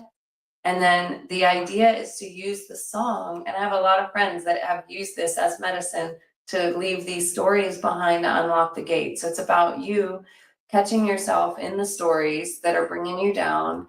And then all of a sudden now you're aware of it and you start to sing this song to unlock the gates of your heart. So it goes, leave the stories behind to unlock the gates.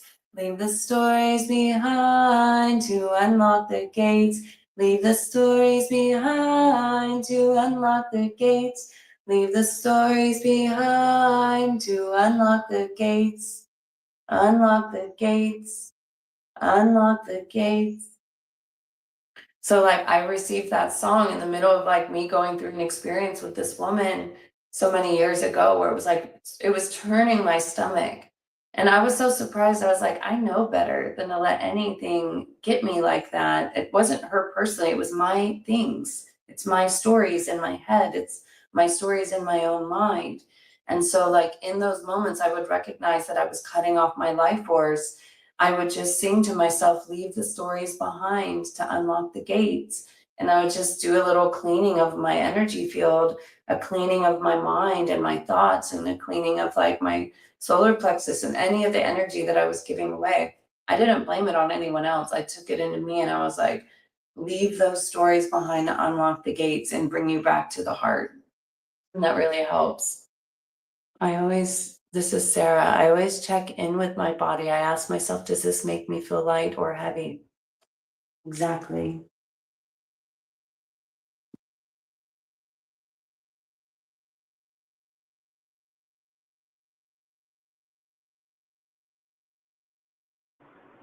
Yeah, the That was body beautiful. doesn't Thank lie. you.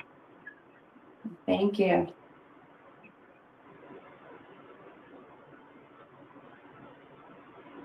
Yeah, I also want to share this last thing, and then we'll close out. I also want to share too that something that's helped me is by seeing things more as energy and vibration, rather than seeing things as so solid and so like forever and so destination like. That's even with like emotions I'm experiencing, mental thought forms, experiences, attachments. Just really really understanding that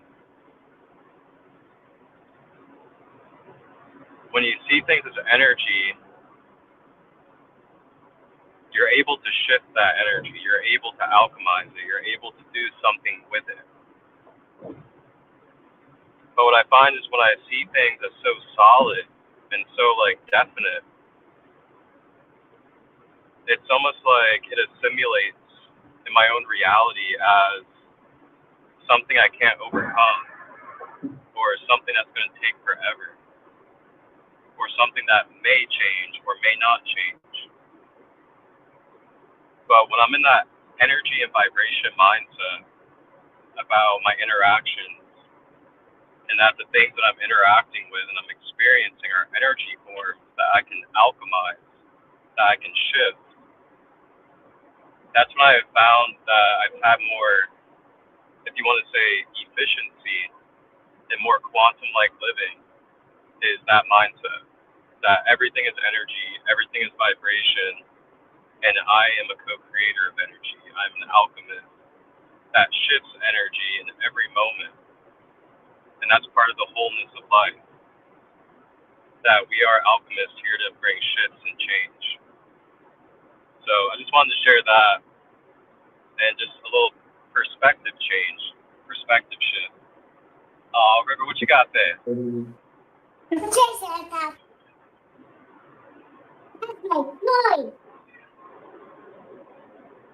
Uh-oh, the dinosaur.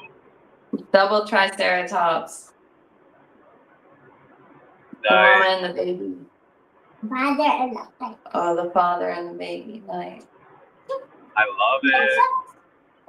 That's Sarah's family right there. Sarah's family. Yeah, she likes the triceratops. The ones that don't eat meat.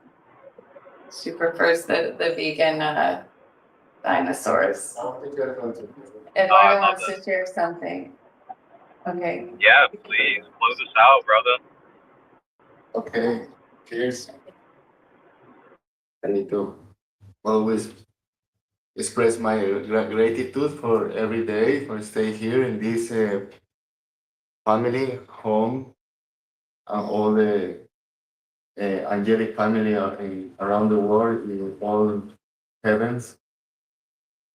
Maybe in 2001, 2000, something like that, I start to visit the area de Montezuma, Santa Teresa, all this area to make my private practices. In one of these retreats, every morning, very early in the morning, I start to doing my practices. Around me, are hundred of cigarras, cicadas. In this area particular are so big and so singing extremely strong. And when I ending my time in this beautiful place, I return to my home. I have the same vibration and the same resonant energy in all my physical body and around me every day. And the same time, I'm doing a practice with these cigaras in the morning and the afternoon. maybe for more like 2 weeks, I have this experience.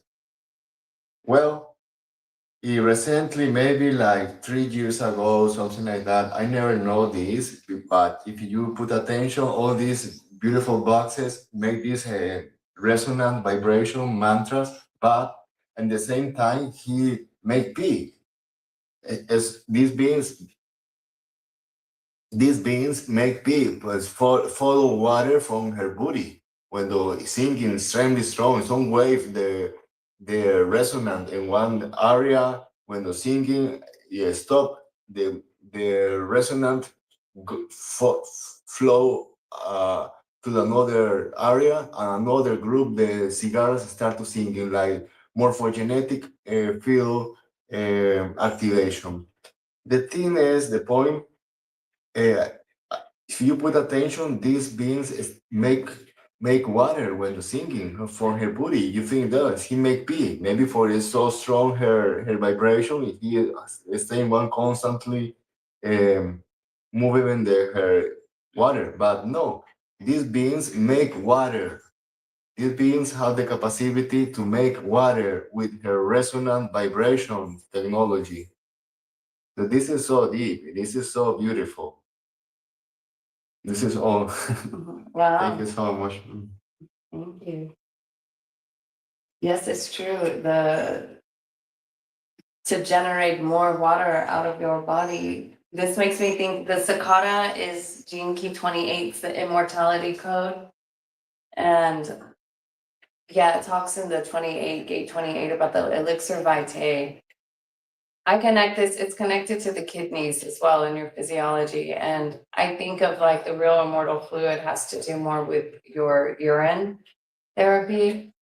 Still a shocking topic for a lot of people, but when you think about the body and the sacred fluids that it produces, and you're not like, so we're so separated from our bodies and the sacredness that it actually is and everything that comes from it. Yeah, it's been very adulterated. Big time.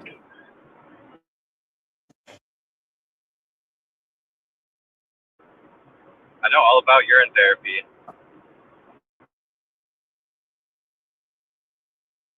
It's people are starting to open to it, and I'm also recognizing like in the groups new people are coming and they're expressing their perspectives, and it gives you an idea of where the world is at on this topic. But you know, it's totally normal to have pharmaceuticals or a Snickers or Doritos.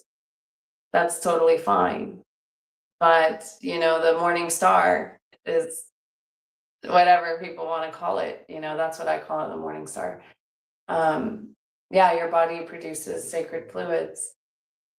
And we're so far away from our bodies, we're so disconnected from our bodies, we forgot that they're not here to be sick, and they're not here to be stressed, and they're not here to be depressed, and they're not here to be repressed, and they're not here with the mystery of why illness exists. We're being equipped with remembering the eternal nature that we are. And when we remember that, and there's no next time, it's all right here, right now, we really start to melt away the levels of us as we recognize them. And you know, the book, The Four Agreements, came up when you were talking earlier, because this is so simple.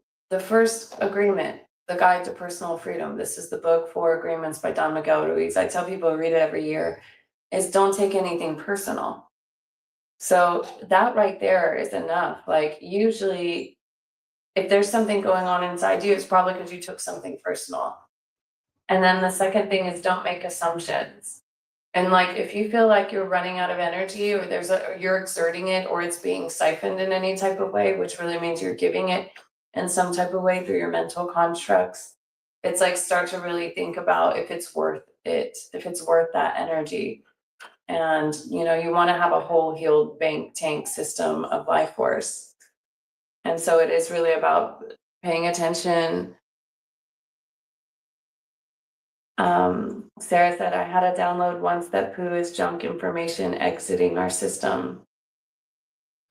Well, it'll tell you a lot about you, you know, whether you're in the flow or not. Like it should we should all be pooing every single day, depending on how much we eat, maybe twice a day. And I know a lot of people don't have regular systems and aren't able to flow and have that daily connection with their body, which is a natural way of cleaning and purifying. And so, yeah, you're backed up if you're not cleaning and purifying every day. Exactly. So there's this book, there's this topic called the Kunda buffer. I always tell people to go look up the Kunda buffer, but it's this idea that there is like an organ implanted at the base of your spine. You can even think of the word Kunda buffer, like it's buffing, it's keeping the Kunda from. And so this was a book written in the late 1800s. I always say the name wrong probably, but it was by a man named Gurdjieff. And he talked about this. It was like the book was something like to the grandson of Beelzebub or something. But he said there was a Kunda buffer implant at the base of people's spines, and it was siphoning their life force or sexual energy for food, for the moon. It was a little out there, but you can start to put things together about parasites and the idea of where you're leaking your energy, because oftentimes it doesn't get up to the heart. It doesn't get up to the crown, right? It gets it gets stuck here. So we're really looking for any of those holes, any of those stories that are keeping us from, it goes back to that picture again. It's like, what are the stories down here that are slowing things down and keeping things from flowing all the time flow? So you think of it on a physical level, using the bathroom, but also on an energetic level, that we never want to be stopped up.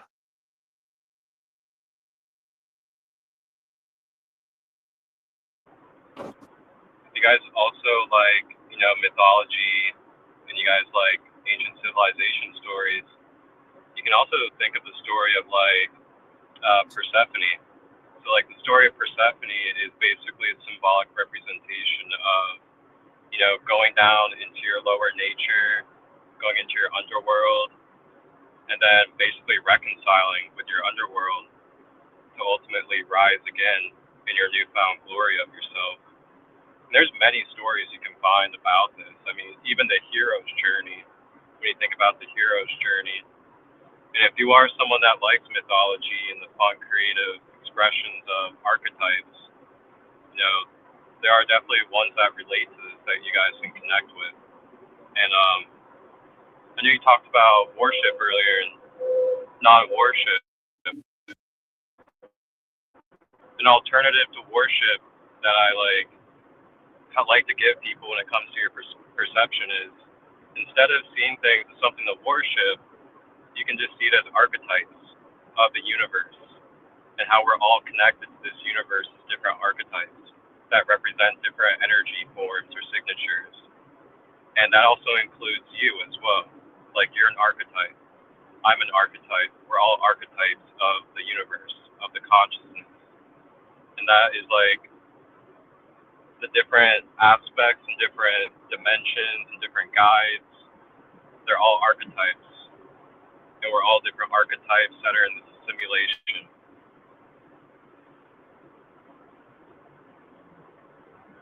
The Gene Keys is basically, it's called the spectrum of consciousness, but it's 64 archetypes. And then they have, in the archetype, they have the shadow frequency of it, the gift frequency of it, and the acidic frequency of it. And so that's a whole nother level, because then you can see there's a light and a dark of every archetype. And it's not just like some archetypes are one way or the other way. There's variations in frequency band vibrations of archetypes. And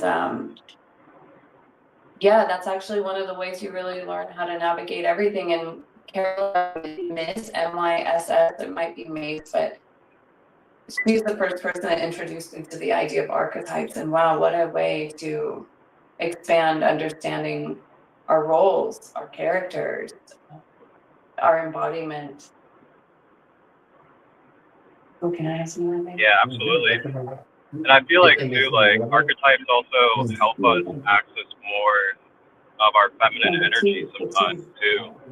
If we're finding things like too serious, too concrete, too dense, sometimes going into an archetypal mind can help us access more of our feminine energy.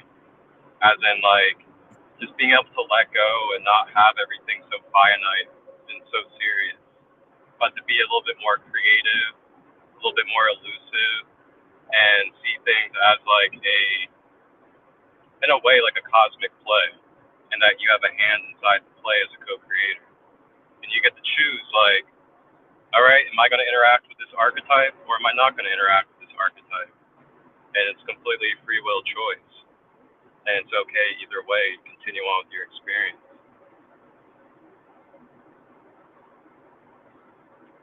Going back to page 28 in the gene keys, it's called the game player. And I do see the gene keys like that. It's like the equipment or the equipping of archetypal patterns and energies that are likely going to feel more resonant to your design.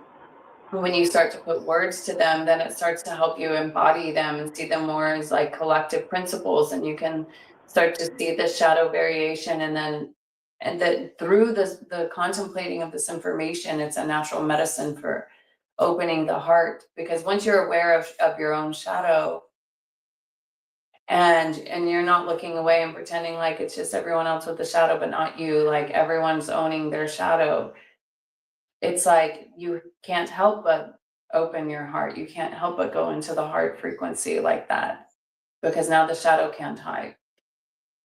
And then it's really not a shadow anymore.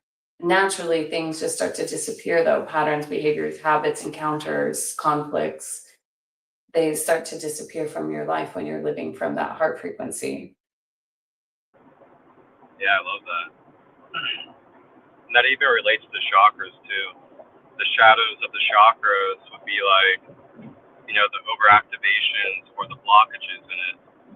And I went over some of those in the beginning of the episode. If you guys want to watch the replay out there, I went in depth into what it looks like to have a balanced heart chakra, and then what it looks like to be overactive and underactive, which are basically like the shadow aspects of the heart, which is when we're like holding on to grudges, we're all blocked up and stiffened in the heart, when we're, you know, continuing to give to outlets that are abusing us and things of that nature. Those are like the shadow aspects of the heart. So you guys can really break this up in so many different ways and so many different universal equations. And we're just here to give you guys different options and varieties to really integrate into your daily life. And the beauty is you can take a little bit of the gene keys, you can take a little bit about chakras, and you can take a little bit about astrology, and you can mix and match it however you feel at your own free will.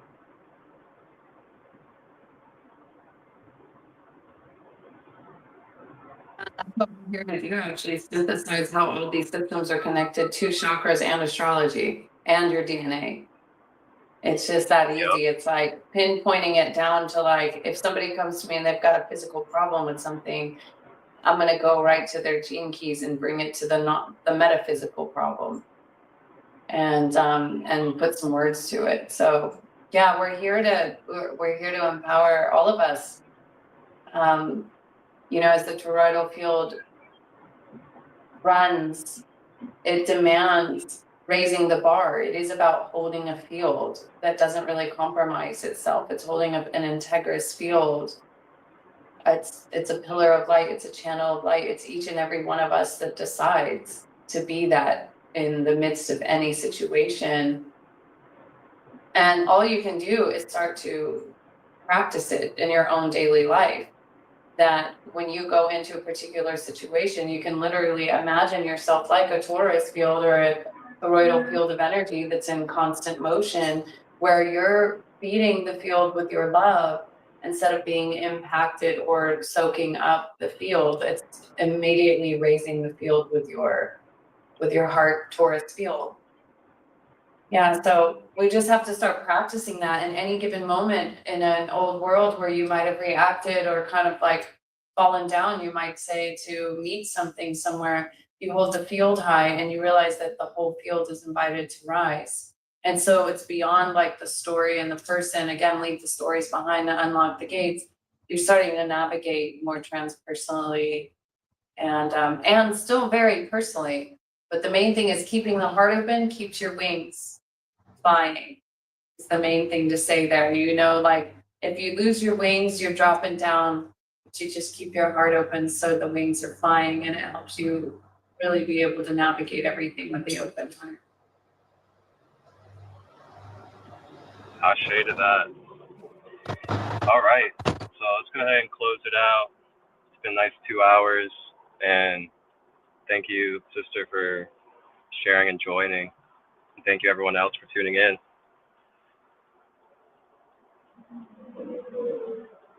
One love, everyone.